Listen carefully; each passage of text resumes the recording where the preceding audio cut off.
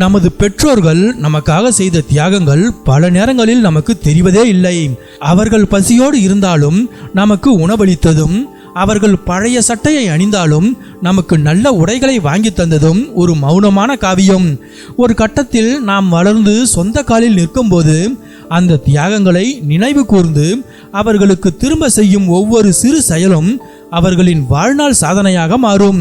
அப்படி ஏழ்மையிலும் நேர்மையுடனும் உழைத்து தன்னை ஆளாக்கிய பெற்றோருக்கு ஒரு மகன் தனது வெற்றியின் மூலம் சமர்ப்பித்த அந்த அழகான வாழ்க்கை பரிசு எத்தகையது என்பதை இந்த வீடியோ மூலம் காண்போம்.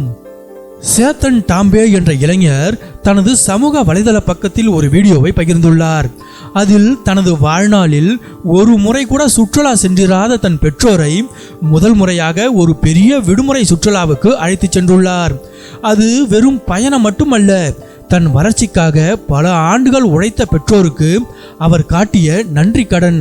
அப்பா தன் வாழ்நாள் முழுவதும் ஆட்டோ ஓட்டி எங்களை காப்பாற்றினார். அம்மா வீட்டையும் எங்களையும் கண்ணும் கருத்துமாக பார்த்து கொண்டார்.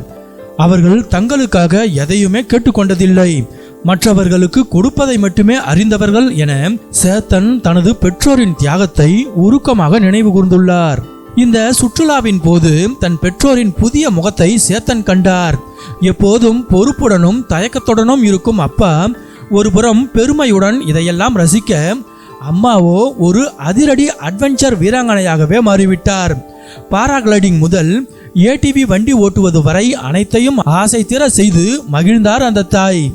சுற்றுலாவின் ஒரு பகுதியில் சேத்தனின் தந்தை அவரை பாசத்துடன் பார்த்து, உன்னை பற்றி பெருமைப்படுகிறேன் என்று சொன்ன தருணம் பார்ப்பவர் கண்களை கசிய வைக்கிறது.